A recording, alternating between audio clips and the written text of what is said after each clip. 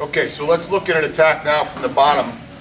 Rob's in my guard, and this is going to be called Kimura. Very basic attack, very effective attack, strong. So Rob's here and he's got a good posture, he's in my guard. The first thing I need to do in this position is I need to somehow get Rob's hands on the mat. I can do that a few ways. One of the most effective is to use my large muscle group, which are my quads, and all I do is clear away his hands here. So Rob's strong here. What I want to do is I want to pull him forward, and I want the hands to go like that. I can do it outside in or inside out, however you prefer. Be careful when you do this that his head doesn't jam into your face, because I see a lot of guys here. Rob's going to do it slow now. They do this, they fire their hands forward, and boom, we end up with a dental bill. We don't want that. Okay? So Rob's here. I've got my guard closed. I want to get them on the ground. I pull and I pop them. As soon as I pop them here, I want to get control of his wrist with a monkey grip or a regular grip. Really depends where your hand placement is. Okay, here I'm going to go with a standard grip. And I want to reach over with this arm and capture Rob's shoulder if I can and lock this position. The shoulder lock is very important for this, because if you just try and pull him down, boom, here, and go here, then you really don't have a lot of control. He's got a lot of muscle recruitment. He can yank this out.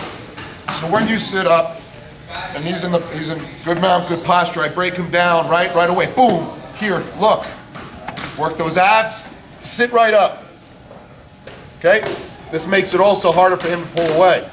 And then what I do is I push it back and I lock it.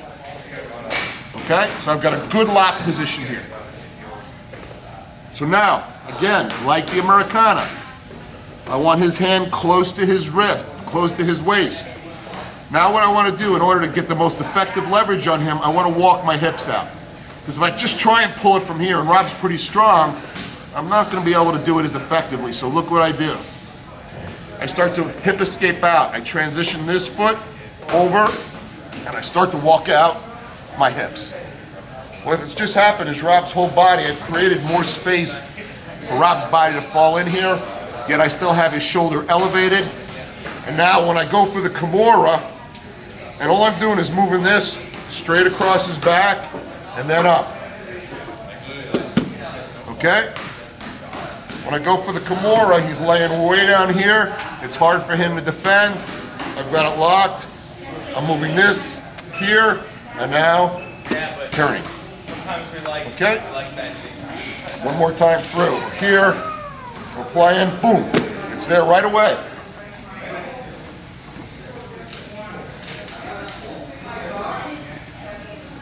I can almost be 90 degrees to him. Close it. Pressure. Now, a second counter off of this. Sometimes you'll get somebody who's really strong. And you'll hit that Kimura here. Boom, and I'll hit the Kimura. And Rob is he's gonna try and posture out of this. In order to hit this, I wanna make sure both of my feet are on the floor here. And I want to pop my hips, and I'm going to sweep him sideways. So I'm here on the lock. As soon as I see I don't have the lock anymore, this lock hand is going to now become a way for me to propel my hips forward. See how both feet are on the mat? And I'm popping Rob, pulling this in, and sweeping him. Okay? One more time.